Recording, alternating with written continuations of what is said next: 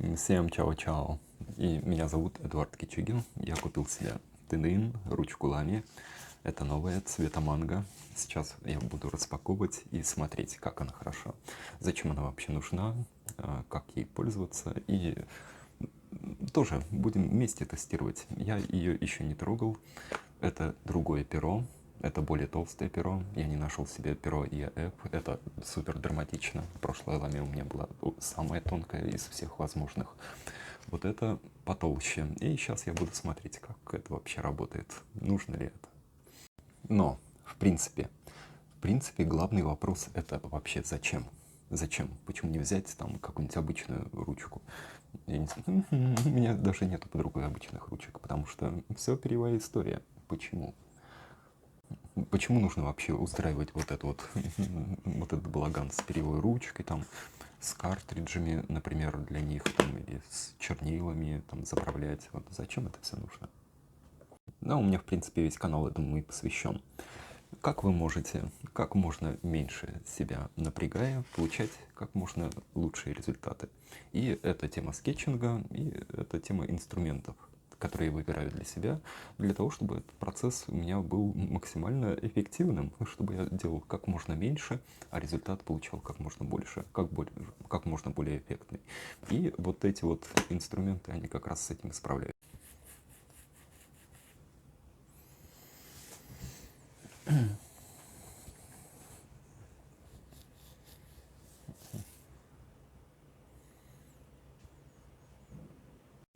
Если я буду писать абзац обычной ручкой, он выглядеть будет типично.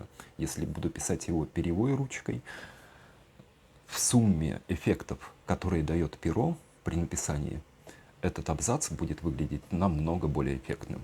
Зарисовки, которые я делаю, например, рядом с моими записями, если я делаю обычной ручкой, что я 100 лет не делал, ну, могу сравнить там с линерами или еще с чем-нибудь, он будет выглядеть намного менее эффектно, чем если я буду делать то же самое с помощью перьевой ручки. Максимальную эффектность можно достигнуть с помощью пера и чернил. А перьевая ручка – это такой разумный и очень классный компромисс между возможностями пера и бытовым удобством. Если коротко говорить, то, например, проводя линию, мы имеем помимо самой линии, как с обычной ручкой, мы имеем возможность наклона, изменения толщины пера, изменения характера линии, нажима, усиления, ослабления. И вот со всеми вот этими вот моментами, микромоментами, которые создают дичайшую эстетику, перьевые ручки справляются превосходно. Обычные шариковые и гелевые ручки так не умеют от слова совсем, в принципе, вообще. Отсюда вывод. Если плюс к тому, что вы делаете с помощью вашего пишущего инструмента, вы хотите получать дополнительные бонусы, вот перьевая ручка – это идеально. Это первый самый. Второй момент – это интересно, потому что, по сути, перьевая ручка – это не бытовой прибор, а скорее аксессуар. Он может быть дорогой, он может быть бюджетный. Например, вот конкретно эта лами мне стоило в арт-квартале вчера там что-то 2400 или 2300, как-то в таких размерах. 2300 рублей, и к ней в подарок еще давали набор такой картриджей, сменные картриджи, и их можно заправлять туда радостно. Вот они. Сейчас покажу, как все это работает. Это черные картриджи. Я не знаю, какой картридж у меня сейчас в ламе вставлен. Посмотрю. Если синий, то точно сменю на черный. Вот, по сути, это такая эстетика. Ну, я практически не использую аксессуары. И, по сути, получается, что у меня перьевая ручка – это, фактически единственный аксессуар, который я использую. Вот. Мне его достаточно. Мне всякие брюлики, цацки вообще не нужны, не интересуют. Мой аксессуар – это та функциональная вещь, которая выполняет мои там профессиональные какие-то задачи. Я с ее помощью решаю профессиональные задачи. И это очень интересно, потому что свою первую лами я, например, выиграл там в каком-то конкурсе про рисование архитектуры, который проводил Лами лет, наверное, 5 назад. Они мне прислали мою первую Лами, она была прозрачная, и за 5 лет путешествий, как я ее эксплуатировал? Вся моя история — это вот проектная графика, ландшафтная, архитектурная. Я приезжаю куда-то, делаю какие-то там свои проекты, ну, то есть это и общение не с клиентом, то есть она должна выглядеть классно. И работа, например, в полевых условиях, там на стройке, когда ты просто на деревяшке на какой-то ты должен что-то нарисовать, или на картонке убитой, ты должен сделать какой-то эскиз, показать строителю, прорабам, чтобы они понимали, что делать. В самых жестких условиях. Можно посмотреть в описании к видео, у меня там список стран, где я попрактиковал. Можно посмотреть, предыдущая Лами эксплуатировалась, и что с ней произошло? Ничего. Вообще, ей все равно. Это какое-то безумное немецкое качество, какой-то Мерседес. Многие скажут, что есть ручки лучше, что они там... Я сам скажу, что есть ручки лучше. У меня есть итальянские Бенелли, она намного лучше, чем вот эта. Но вот эта вот рабочая лошадка, она настолько дико практичная и настолько неубиваемая совершенно, что я был просто поражен. И она дико удобная. То есть настолько круто она лежит на кармане, она на кармане. Я потом покажу, как она используется, ну, как я ее ношу. Что к этому привыкаешь просто невероятно. То есть я делаю одно движение, я ее беру, ну вот потом покажу, как опускаю руку, уже в кармане она вцепилась этим своим большим держателем в джинсы. Я другим движением опускаю руку вниз, поднимаю, вот она у меня уже в руке. Это какое-то прям безумие. То есть я понимаю, что теоретически там любая вот сейчас вот такая ерунда может так же, но она настолько не может. Вот она настолько не может. А вот эта вот штука может. В чем магия?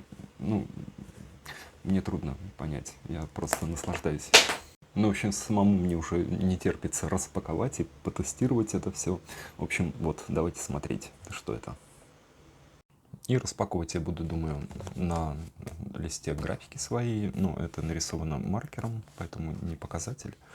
А вот это нарисовано в прошлой Ламе. Да, поэтому это может быть нормальным фоном для того, чтобы посмотреть, что же это такое.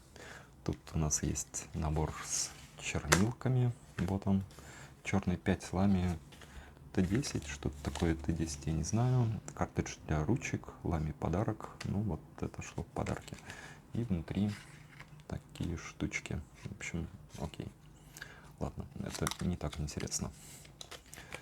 Что же тут? Ай-яй-яй. Тут уже надорванный вот этот край. Дык-дык-дык-дык-дык-дык. Дык-дык-дык-дык-дык-дык. Дык-дык-дык-дык-дык. Yeah. Вот она. Прекрасная. Что-то внутри. Блин, я все время неаккуратно с этими штуками. Чернила, ПБ, оригинальные перья, несколько размеров, промывать каждые 4 недели, раскрутите ручку. Не помню, когда я последний раз подробно читал описание продукта. Ну, в общем, вот такая Mango F. Вот. И вот это вот, наверное, я сразу же уберу. Там внутри должно быть какое-то картонное кольцо. Я не знаю, какое. Вот здесь лежит. Вот, приятное ощущение. С этой такая штука. Ее привыкаешь крутить вот так вот в пальцах. И я не знаю, с чем это связано, но оно вызывает такое привыкание. И первым делом, что нужно сделать, это снять вот это картонное кольцо. Вот оно. Надеюсь, фокусируется камера. Положу его сюда. И теперь можно завинчивать. Но если завинчу, то картридж активируется и пойдет туда. Сейчас вытащу и посмотрю. Пером F. Надеюсь, фокусируется. К сожалению, не вижу. Ну, короче, допустим, фокусируется. И чернила синие. Я это не очень люблю. Я хочу черные. И они идентичные. Да. Это я верну туда. Окей. А вот это вставлю сюда. И выдавливать их туда, насколько я знаю, не нужно, а нужно просто закрутить. Так, что происходит? Почему? Почему? Что случилось? Ну-ка, вот это. Есть ли разница?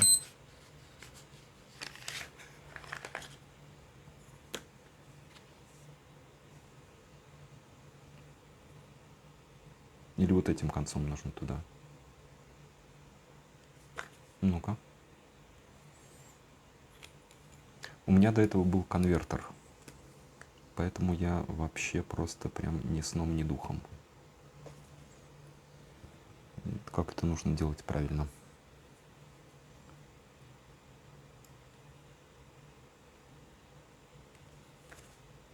Можно ли поступить по-варварски? Можно. Чуть придавил, закрутил. Окей. Вот она. Ты-дым. Ну-ка. Щелкает.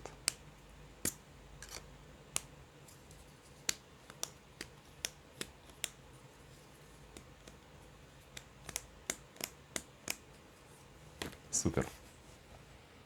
Так, ну так вот, посмотрим, что это на практике. Вот такая штука. Цвет лами, цвет манго. Вот уже у меня запачкалось. Не знаю, насколько это критично. Ну, на прозрачный, который был у меня раньше, никаких проблем не было. Я надеюсь, это не краска слезла, а чем-то запачкалась. Ну ладно, не знаю, посмотрим. Как-то я прям по замороченному отношусь. Обычно я так к вещам не отношусь. Мне вот так вот вообще просто пофигу. Вообще просто. Она должна выживать в тех условиях, в которые я ее помещаю. Ну, надеюсь, это тоже будет. Если нет, просто куплю себе черную. Да. И железную. Это пластик. Ну, пластик. Приятно, симпатично. Краш-тест бы ей устроить. Ну, такое плотное. В общем, вот. Через вот эту штуку теоретически видно, сколько у тебя чернил осталось.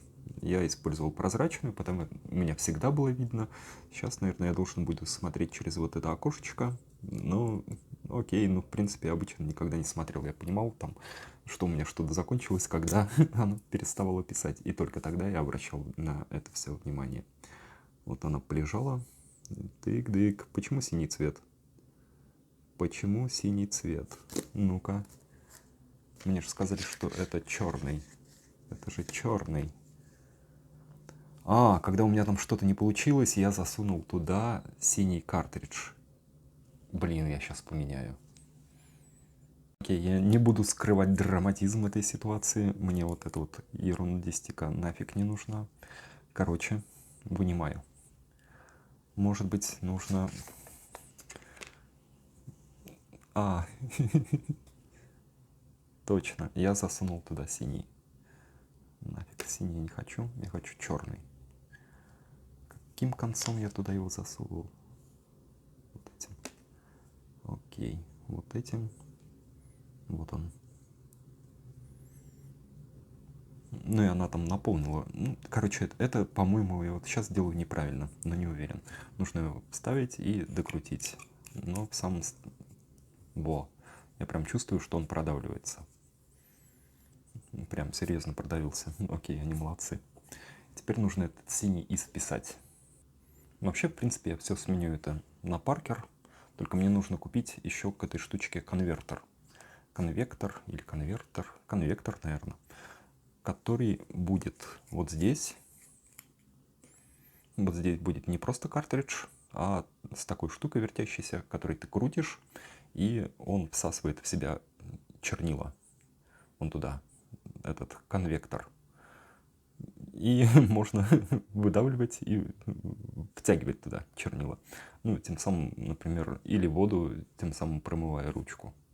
Ну, в общем, я так делал на предыдущей ламе. Вот это, видимо, потому что стоит бюджетно, там сколько, 2 300, 2 400, по-моему. И поэтому без конвектора. Но нужно его купить, конечно, да. Куплю.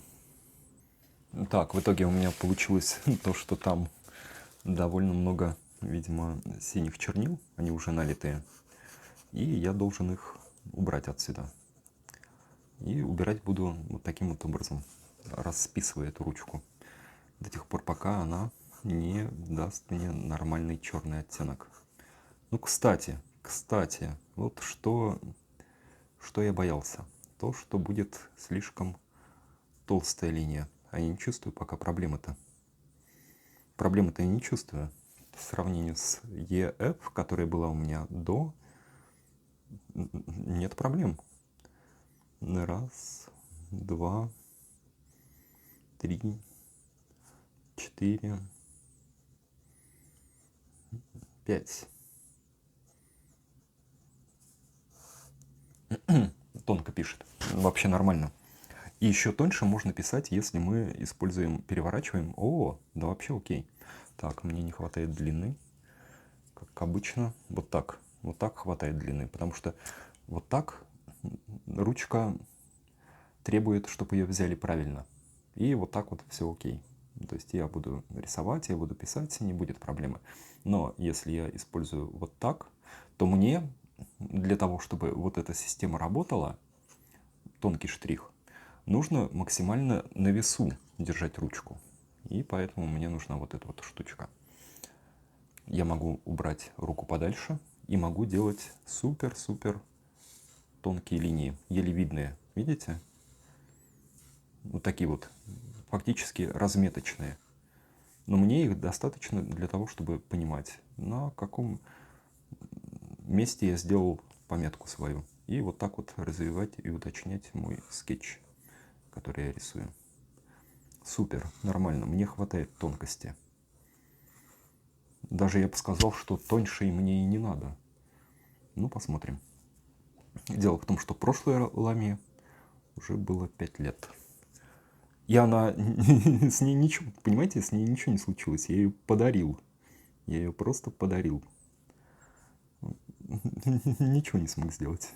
Я ей даже возил, знаете, в чем? Вот, у меня были студенты на курсе. Они рисовали, правда, не тушью гамма, а тушью кохиноровской. И рисовали пером звездочка. Рисовали вот эти вот эскизы. И я ходил, и там, где они тушью накапали, нарисовали, там эти, как его, лужи, такие вот все штрихи, я брал вот эту вот ручку, которая работает только с водорастворимыми чернилами, и сверху по невысохшей этой туши вот так вот водил. Я думал, я в тот день, я угроблю эту ручку. А нет, ей все равно было. Это совершенно что-то неубиваемое. Я поражен. Вот, мои чернилки становятся все темнее. Неоднородный штрих. Я пока этому не рад. Ну, посмотрим, как она распишется, что с ним будет происходить дальше. Пока, кажется, мне недостаточно туда идет чернил. Но, опять же, я сравниваю с той ручкой, которой я пользовался 5 лет. Может быть, тут какой-то другой тип. Или я просто давно ей не работал. Ну, так, пока все окей. Все окей. Только мне нужно, чтобы это все перешло в интенсивный черный. Знаете что, может быть? Я-то привык вот к этой истории, паркеровским чернилам. Может быть, нужно вылить лами чернила отсюда и туда залить паркеровские. Я думаю. Напишу еще раз какой-нибудь текст. Раз. Два. 3. 4. 5. Так, и прошлое у меня была Lamy Safari, и вот это у меня Lamy Safari. Ну-ка. Маршрут по парку. Например, добавляю сюда, будет ли как-то конфликтовать. Это я точно писал обратной стороной ручки, потому что на автомате уже это делаю. Пейзажный, например. Блин, да тоньше, чем это. Как так возможно?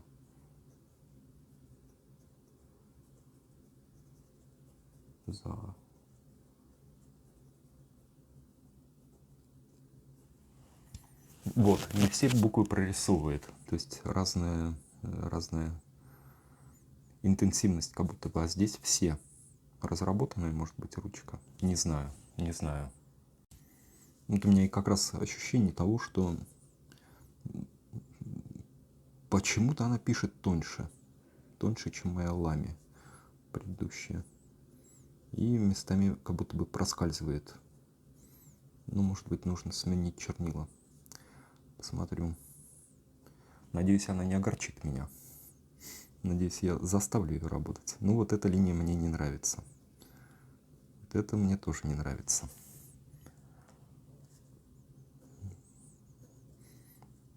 Не понимаю пока. Ну-ка, попробую штриховку.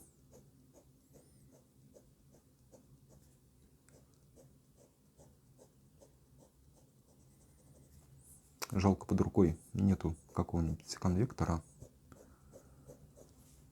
которым хорошо бы это все было проработать. Вернее, с которым хорошо было бы это все проверить. Как будто бы она мало чернил отдает от себя.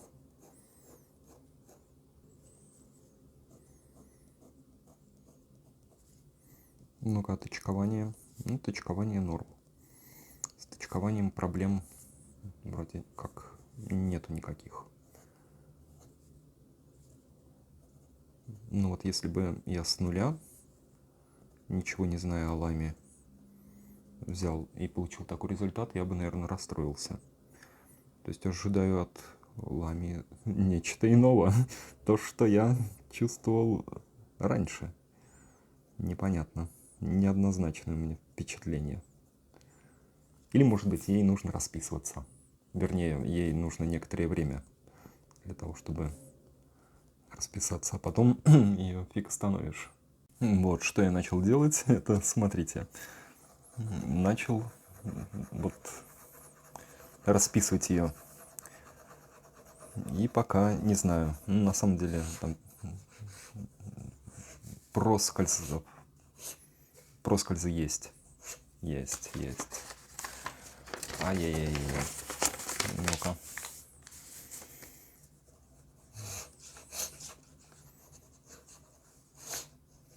Видите? Тын-тын-тын-тын-тын.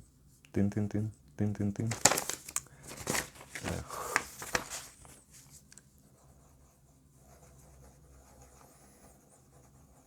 Но это лучше, чем самое начало письма. Может быть, ей тоже может быть нужен километраж. Я пытаюсь ее защищать. Потому что 5 лет это была совершенно безупречная ручка. Может быть, ей нужно некоторое время и некоторый километраж. Что меня сейчас смущает? Меня, в принципе, смущает то, что не очень интенсивный черный цвет приходит на рисунок. Это же явно не серые чернила, это же черные. Дело, наверное, в том,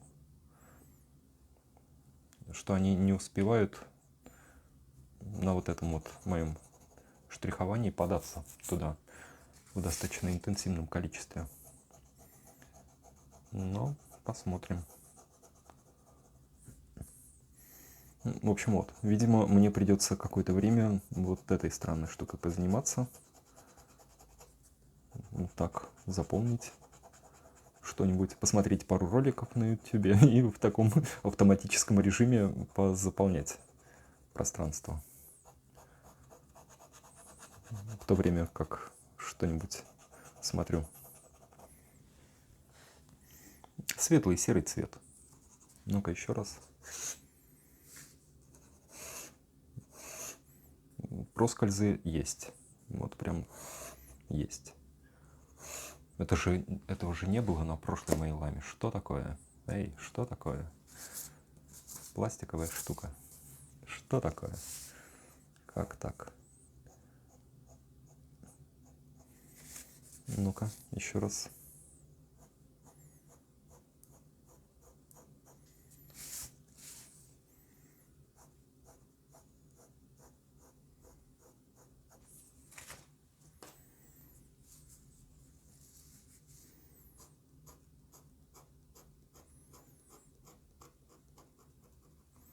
Нет, точно ее нужно расписывать.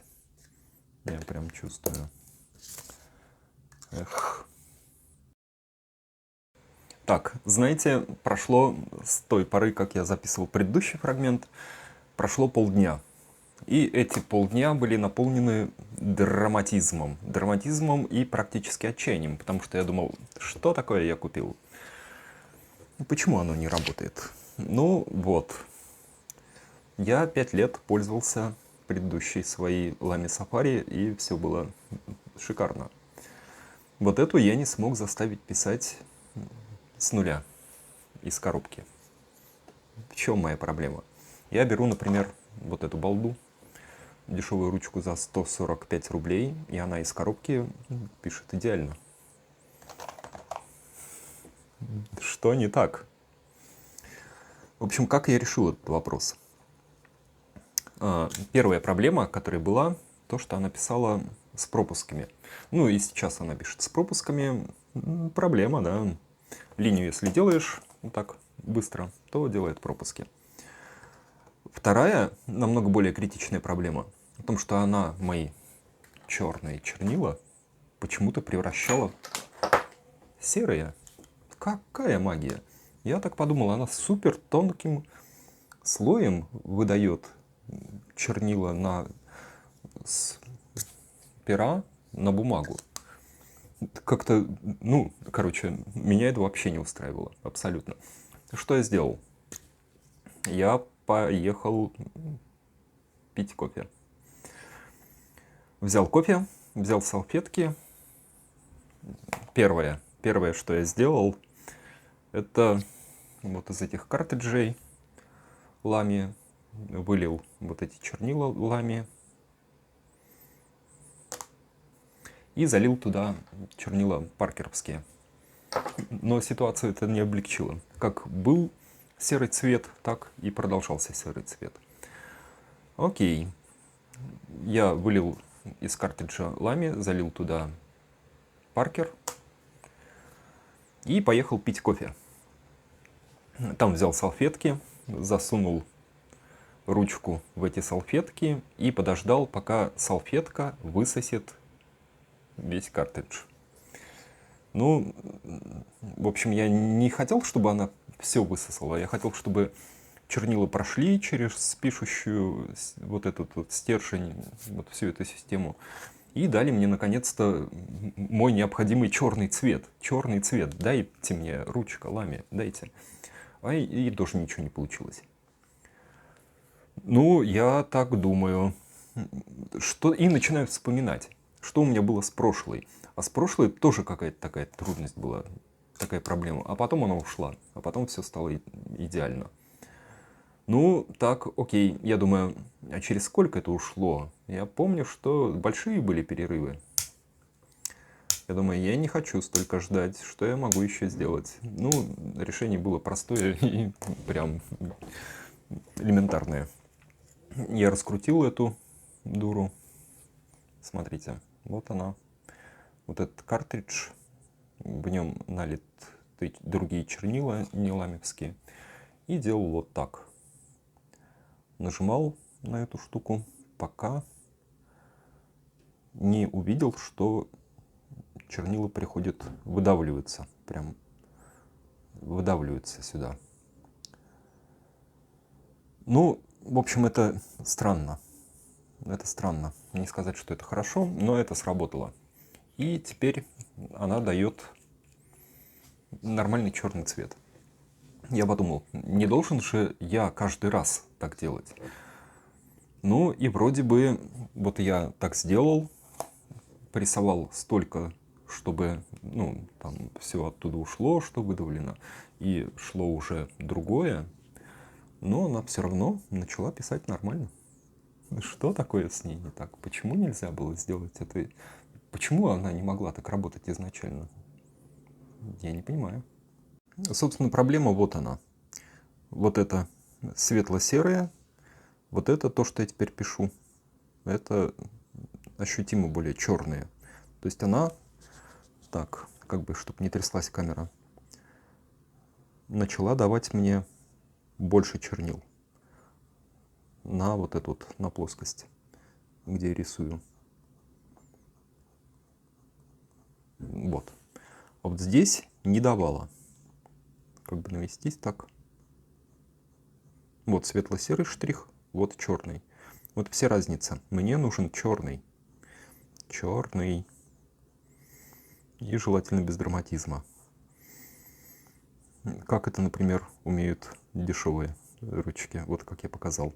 Вот это мой рисунок большой на формате А2, который я как раз для тестирования предназначил. Он нарисован линером. Да, микроновским. Вот здесь я начинал рисовать Лами, когда она еще плохо рисовала, и потом дорабатывал сверху. Думал, перекроет или не перекроет. Вот, например, ну, конечно, на камере, наверное, это не очень заметно. Драматизм не виден. Драматизм виден вот здесь. Это я ее промывал. Вернее, ну, что-то я делал. У меня разбрызгались чернила. Теперь этот убился рисунок, конечно. Ну, или не убился, или я туда принесу какую-то еще структуру и прям возьму и это радостно все перекрою. Вот такая. Покажу. Вот так она выглядит. Вот она, моя радость. Если она писать будет окей, если придет в себя, в чувство, то я буду очень-очень рад. Ну, посмотрим. Вот это нарисовано линером. Вот это нарисовано уже Лами. Вот это, там где светлые, вот как раз тын-тын, вот эти светлые моменты. Это пока она была не расписана. Теперь она дает нормальный черный оттенок. Вот то, что я получил при вставлении картриджа. Вот то, что я получил сейчас. Надеюсь, в дальнейшем мне не придется продавливать для этого картридж. А, я еще вспомнил, точно.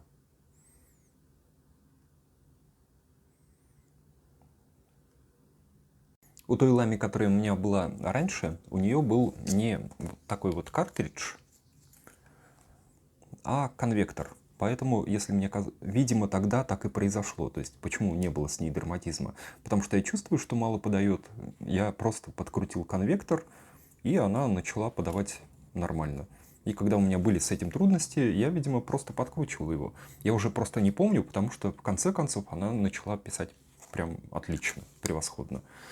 И эта история продолжалась в течение 5 лет. Как можно вообще запомнить что-нибудь о инструменте, который, ну, работает супер? Какие у него проблемы были в начале? Да, наверное, никаких.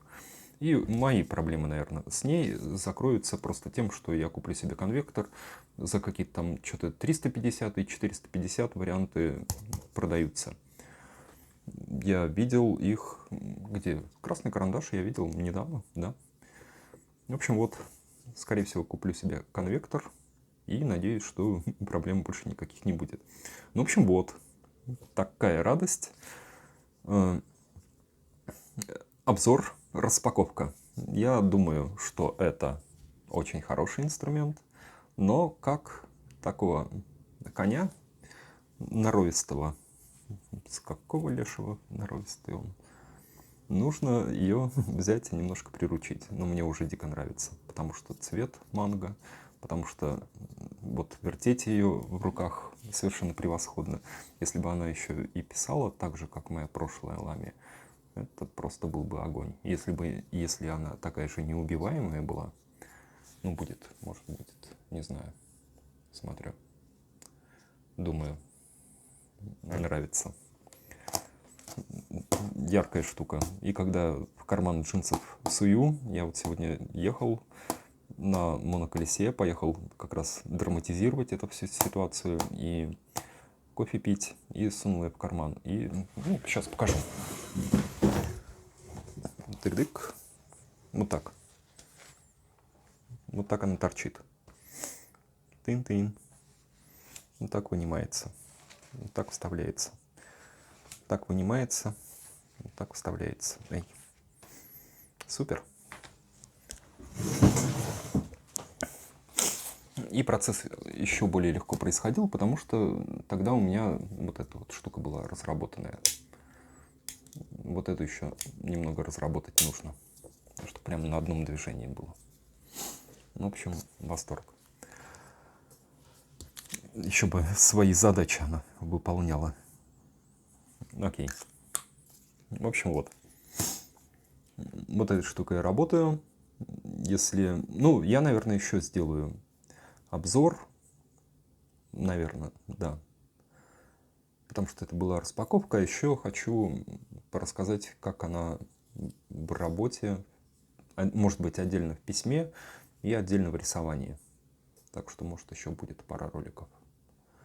Ну, эта штука классная. Классная. В общем, если вам понравилось, ставьте лайк, подписывайтесь на канал. Меня зовут Эдуард Кичигин. И внизу в описании к видео много плейлистов, по которым вы можете научиться моей графике, как я показываю. Прорабатывайте их, включайте плейлисты, выбирайте понравившиеся уроки и делайте свой результат. То есть смотрите на рисунок, повторяйте действия, закрепляйте действия, как тренировки, как спорт. Нет шансов не получиться. Если тренируетесь. Если не тренируетесь, какой-то свой внутренний сложный творческий процесс происходит, то, наверное, какие-то не другими путями пойдете. Но в моей картине мира все просто. Делаешь простые действия, делаешь как тренировки, получаешь нормальный результат. Вот. Если хотите более короткую историю, то у меня сервис Boosty, 400 рублей в месяц. Подписывайтесь, я там прям все разжевываю. Намного более доступно, чем на YouTube. И такие фишки рассказываю, которые здесь не рассказываю. Только там. В общем, вот. Ссылки внизу в описании. Клик-клик. Всем хорошего дня. Чао-чао. Пока. Тын-тын. Классная же, да? Тын. Манго. Цвет манго.